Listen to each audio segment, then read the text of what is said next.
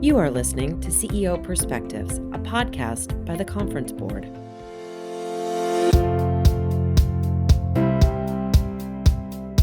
Welcome to this episode of CEO Perspectives, a signature webcast and podcast series by the Conference Board. CEO Perspectives are conversations that take an objective, nonpartisan look at a range of timely topics that matter most to business leaders. To help make sense of these topics, we engage experts to provide trusted insights for what's ahead. I'm Steve Odland, the CEO of the Conference Board and the host of this series. And in today's conversation, we're going to explore the successes and the failures of the United States, Mexico, and Canada Trade Agreement, also called the USMCA. Nearly 2 years after the launch and the replacement of the North American Free Trade Agreement, which was called NAFTA, what is working and what is not working, and how can the USMCA help with the ongoing supply chain challenges? Joining me today is Dr. Laurie Esposito Murray, the president of the Committee for Economic Development, which is the public policy center of the Conference Board. Laurie, welcome. Thank you, Steve. Very pleased to be here with you for this important conversation. Thank you. So, Laurie, just give our listeners and viewers a little background first on NAFTA and then USMCA, which replaced it a couple of years ago. Well, it's interesting, Steve, because this actually goes back to 1980 and the Reagan campaign. It was actually Governor Reagan during his campaign who made his promise that he wanted to open up trade with North America and started to pursue that first with Canada. And then his successor, a vice president who became President George H.W. Bush, actually negotiated the NAFTA, the North American Free Trade Agreement. And it was actually signed by President Bush, along with Brian Mulroney and President Salinas in 1992, and came into force in 1994.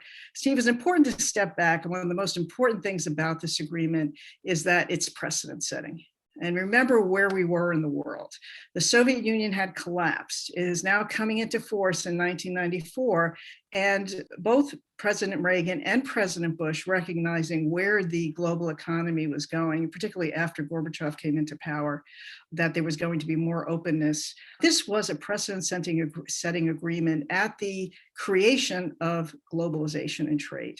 The Soviet Union had collapsed.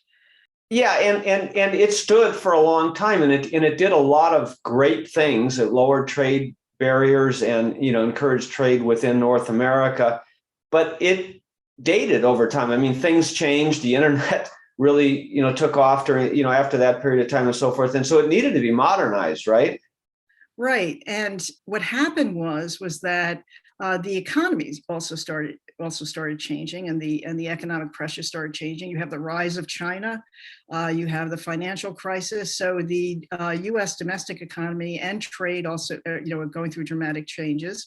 And so President Trump, who had called this agreement one of the worst trade agreements ever, undertook renegotiating it, and that really was an update. It kept all the liberalization measures. The tariffs were gone, the non-tariff barriers were removed. That was all under NAFTA. And what President Trump did in the renegotiation was really several major areas. Address the labor problem to create a more level playing field for American workers. And that had to do with improving the rules of origin for automobiles, trucks, other products, and also allowing for more labor reforms and labor union, fair use of labor unions and representation in Mexico. It also opened up the dairy trade with Canada, broke through those barriers, and increased the content, the North American content in automobiles. But to your point about the economy changing, it also included digital trade rules, and which were really significant and very much updated. Intellectual property updates in terms of making those better. Anti-corruption and regulatory practices were also improved. Yeah, I think from a business standpoint, it's the digital and the IP parts of the USMCA that were really the update to NAFTA. Should people talk about USMCA as a trade agreement? Are there any provisions for defense in the agreement? Well, what's important is, I do want to make one other point about USMCA that's really significant, is that NAFTA became, because it was the first and was the model for free trade agreements, it became the symbol of everything that was right and everything that was wrong with free trade agreements. So it became larger than itself. And you see this in the American political debates, even in the Ohio primary. This past 2 weeks, that election in the Republican primary, there were still complaints about NAFTA and NAFTA's effect on the economy were an important part of that discussion. So it became larger than itself. But the changes that were actually in the USMCA that were perhaps most significant was that support for free trade agreements had really almost collapsed in the United States. And the labor provisions that were in there, along with, as you said, attracting business with the digital provisions, the intellectual property, there was a consensus with labor supporting this and business supporting this, that it was actually very popular and passed in Congress, which was a phenomenal achievement given where free trade popularity was in the American public's perception. Yeah, but it's really not a military or a defense pact per se. It's a trade pact which encourages mutual alignment and obviously greater levels of peace. So you have to think about it in multiple ways. And this whole thing about it being an unfair or the worst deal ever, that I think that the people who say that we're concerned about some of the jobs that had moved to Mexico, right? It's because labor arbitrage, it's cheaper to produce in Mexico. But if you're going to think about a free trade region, you are going to have things move a little bit, aren't you? And you have to sort of adjust to that. Exactly. And it was the success of NAFTA and USMCA, has been really removing the tariffs, removing the barriers. Merchandise trade increased by 300%. But the benefits of trade are dispersed throughout the economy, but the negative impacts are concentrated. And that's why they're felt more strongly. So every American gets to spend less money on clothes, but communities that were single economic communities around a particular industry, whether it was automotives or apparel or textiles, those communities got hit, and they got hit hard, and it was concentrated hit. Right. So if a manufacturing plant closed in the U.S. in one of these small communities, as you said, and moved to Mexico, well, that's a disproportionate hit. But then the cost savings or the price savings across for all consumers, because it lowers the cost. Ultimately, trade seeks the lowest cost place for each piece of the trade, but net, it reduces it for the region and it benefits. But so this is the deal with trade: is we have to seek free trade agreements. We have to have more trade. It creates peace. It creates prosperity. But you do have to deal with these communities that are affected by it and have some good economic policy behind them, don't you? Yeah, and I think that was, if you look back in terms of the failure of what failed in NAFTA, right. I think the not accompanying the free trade agreement itself with upskilling, training, community support types of programs to actually help transition the labor as well. We're dealing with the same issues now for different reasons because of the acceleration of technology, as well as competition increasing. And you need those packages you need that collaboration between business, the academic community, and the public policy sector to do that upskilling and training. And that was not part of NAFTA. It was very much at the time, even President Clinton said that, this is going to bring many jobs to America, many good jobs to America. It did bring many good jobs to America, but we also lost jobs as well. And those support programs, that focus was not there. Yeah, things move around. So as you look at the USMCA today, what's working really well? Just some examples, and what's not working so well. Well, I think, as I said, the fact that we locked in the liberalization of the economy, with Mexico, with the EU, particularly with Mexico, it was the first agreement that had two advanced economies and a developing economy. It was the first free trade agreement along those lines, and we were able to lock in some very good advantages so that you could actually build this regional trade zone. We got rid of trade barriers. All three economies, benefited from that, and overall, what's interesting is that according to a study that if by the Trade Partnership Worldwide, that if NAFTA went away or USMCA went away, they would lose about 1.8 million American jobs. And so you could see just by that one statistic, the impact that this free trade arrangement among the three countries has had, this regional arrangement. Yeah, so now, the headlines are all about supply chain disruptions. And we, like it or not, we have an integrated global supply chain, not in every sector and not in, in a perfect way, but lots of manufacturing that goes on in China and other nations around the world. And so, you start to think about USMCA and you've got two adjacent countries. What role could USMCA play, or our trading partners with Canada and Mexico play in the current supply chain disruptions? Well, what's really important, and as you said, we have dual crises. We have the crisis of the pandemic, and we have the crisis of the war in Ukraine, and what the disruptions in supply chains. And so every country, and particularly the United States, but also businesses, are looking at how do you adapt to these tectonic shifts. And we have this free trade arrangement where we actually have a regionalized economy going. And in order to, that can very much help in terms of supply chain. So needless to say, with both Mexico and Canada, energy is a key component that could, particularly with the ban on Russian oil that the U.S. has imposed, critical. But in terms of growth, as far as supply chains, all countries around the world are looking at where they're going to near shore or friend shore. And we have the benefit that Mexico has been in this arrangement with the U.S. It's geographically located very close to us, as has Canada. But as I said, Canada has been was a developed country coming into the free trade agreement, obviously. But Mexico actually has had, because of geography, it's next to the U.S. Because of NAFTA, it is integrated with the U.S. economy, and because of NAFTA, USMCA, it has locked in these liberalizations of its economy. And so, whether it's pharmaceuticals or medical devices, or even moving manufacturing or supply chain components to Mexico, which might take a little bit longer, or Canada, which is also important in those areas that I just mentioned. That may take a couple of years, but it's definitely something we should be looking at. And obviously, with energy, that's real time. Well, yeah, I mean, the energy thing.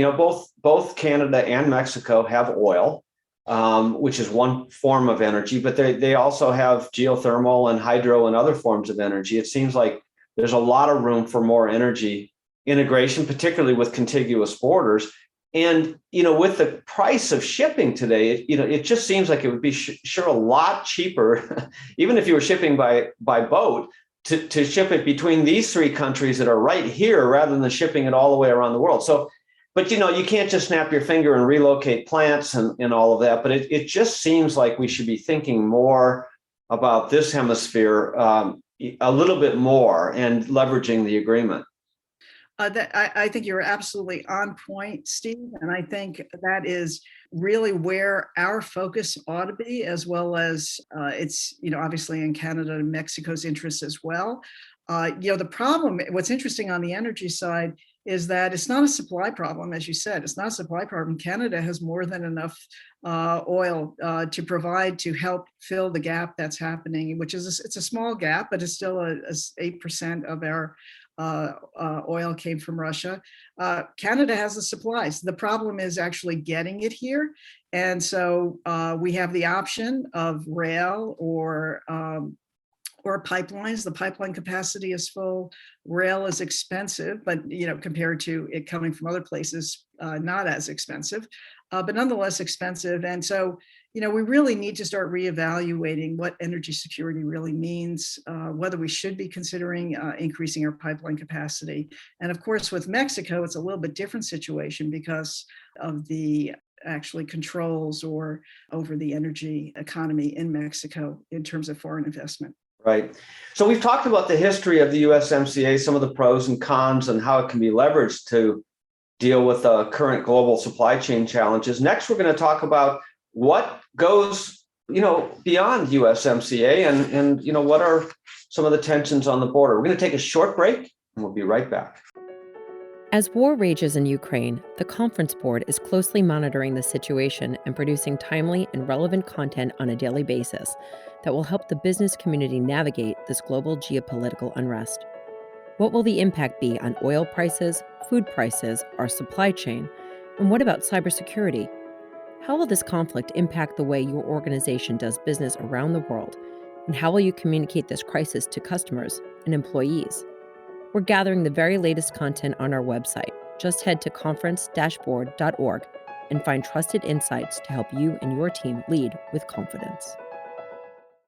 Welcome back to CEO Perspectives. I'm your host, Steve Odland, the CEO of the Conference Board, and I'm joined today by Dr.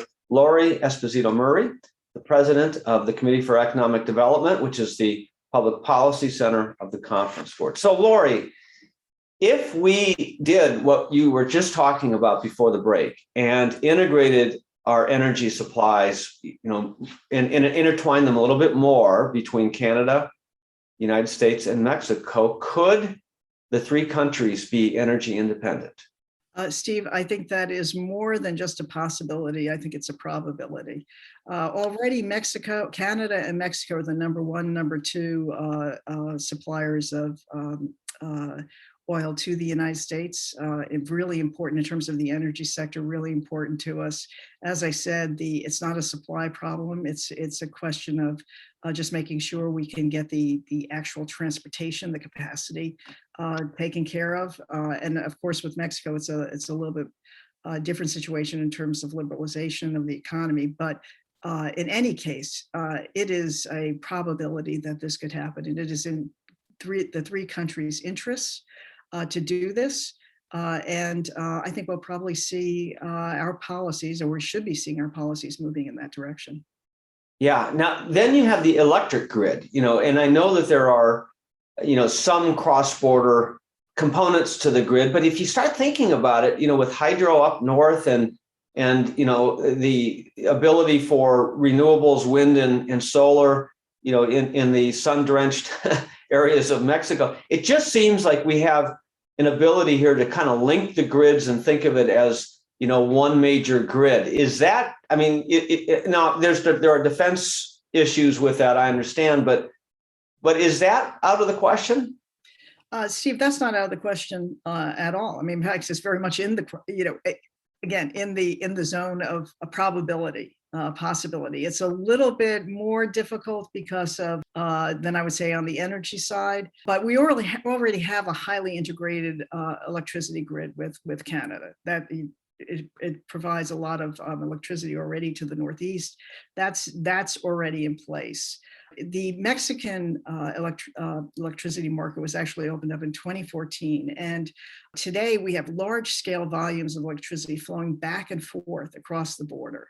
And that has increased. And of course, this is in the consumer's interest because the more supply we have of electricity, the cheaper prices are. So again, it's something that's in everyone's interest. The problem, though, that we're confronting right now, as a matter of fact, the United States was just in discussions, negotiations with Mexico on these issues, is that Mexico is actually moving towards more protectionism in terms of their electricity reform and rolling back some of the liberalization that took place in 2014, which may actually violate the USMCA if they get there, which means we have recourse. So it's actually good to have an agreement in place. But nonetheless, Mexico is moving in a different direction. And so, I think that in and of itself, given where the Mexican economy is going, particularly in this area, presents some difficulties. And we are in discussions with them just this past week.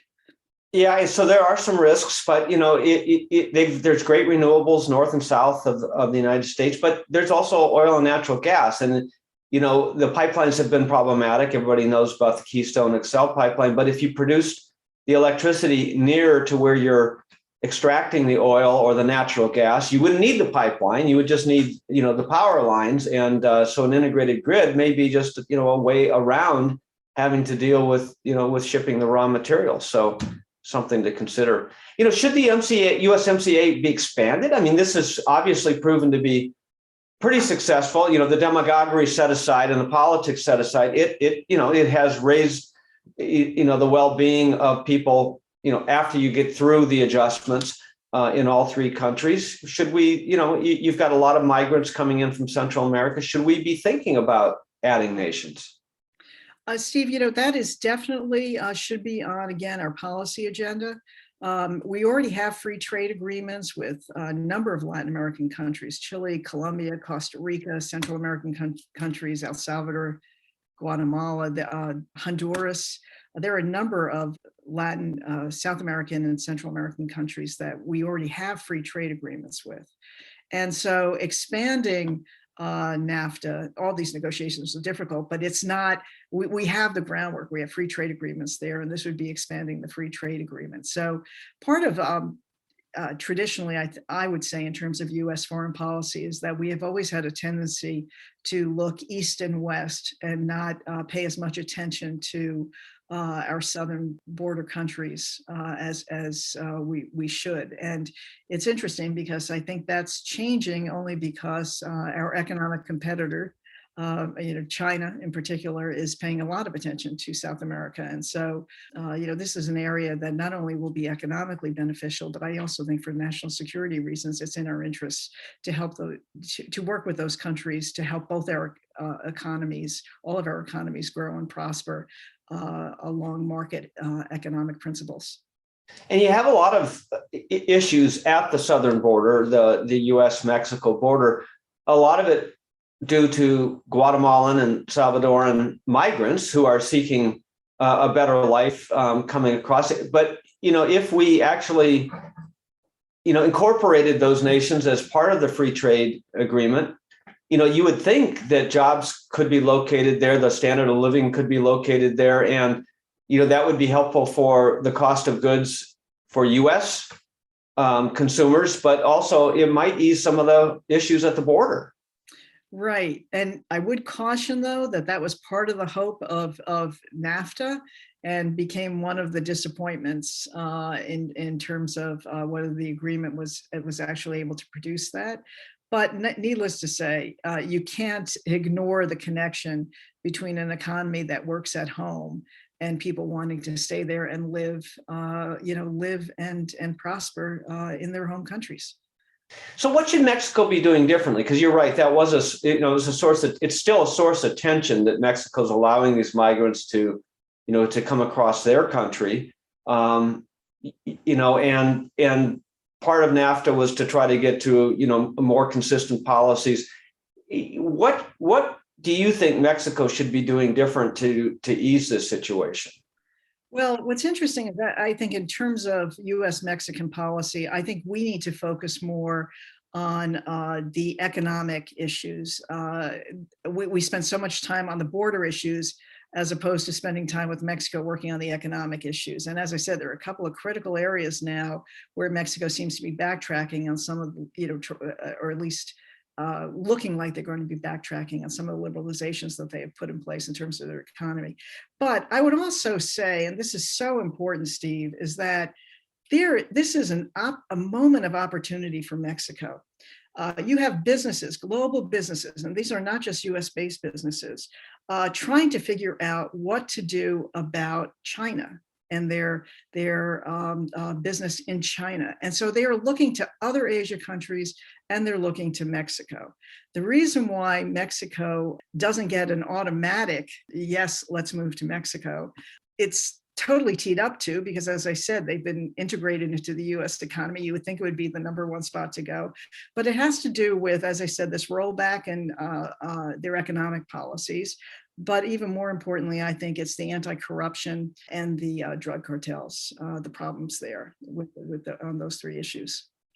Yeah, and it's also the migrants. And we've talked about this in the past, but that you've got people that are coming through Mexico to seek asylum in the U.S. Well, they're not trying to seek asylum from Mexico, so this is a source of friction between the U.S. and Mexico. As you're aiding and abetting these people, and let's deal with the problem at Mexico's southern border rather than the U.S. southern border. But that contributes to a lot of this too, because you can't just separate the discussion on trade from these other discussions. Exactly. And that gets to your question, which I apologize that I did not pay as much attention to as I should, as to whether this is a defense agreement. And it is a trade agreement, but it has national security implications. That's right. And the national security implications, as I said, one of the expectations for the agreement was that it would ease the border problems in terms of the pressure on the U.S. and the pressure that on Mexico. Yeah, because there's the migrant issue, which I think most people are sympathetic to, but there are also human trafficking. Right. You said the cartels are moving fentanyl and other terrible drugs across the border. There are some terrorists coming across. We have caught some. So these are friction points, and Mexico could solve this. And it just seems to me that if we could use this trade agreement more broadly and integrate it more deeply, and if Mexico would adhere to these agreements, we could solve a lot of issues and really make great progress, and in so doing help with our own defense and make the world safer for American citizens. But maybe that's just trying to boil the ocean all in one agreement. But I don't know. Your thoughts? I know, I agree. I mean, this was a precedent-setting agreement in 1994. It was there at the creation of globalization. It has increased and improved the standards of living in all three countries. It has opened up an economy and really helped in terms of consumer pricing and supplies and economic efficiencies. If you look at it that way, and you recognize the strengths of this agreement, and also recognize the fact that even the improvements that were made in the USMCA are really significant in terms of labor rights and updating it and building a larger consensus for free trade agreements. I mean, that is probably the most significant piece of what happens with USMCA, and we ought to build on that and make sure that we become in this period of extreme disruption, when supply chains are being distracted and torn apart. We have this opportunity to prosper with this agreement and let it grow more, as well as you said, look to expanding it to our near neighbors. Yeah, we have a lifetime opportunity and an urgency all wrapped in one. So, well, let's see if anyone's listening to us in Washington. It would be great to make some policy progress on this. Dr. Laurie Esposito Murray, thank you. Well, thank you, Steve. My pleasure. And thanks to everyone for listening in to CEO Perspectives. Every week, I'll be joined by an expert to talk about the issues of our time. We'll cover leading topics in geopolitics, economics, human capital, public policy, ESG, and more. Please share CEO Perspectives with everybody you know, and even those people you don't know. I know they'll want to listen. I'm Steve Odland, and this webcast and podcast have been brought to you by the Conference Board. You've been listening to a podcast from the Conference Board, your source of trusted insights for what's ahead. For the latest insights to help guide your business through this time of geopolitical unrest, we have daily and relevant updates on our website at conference-board.org.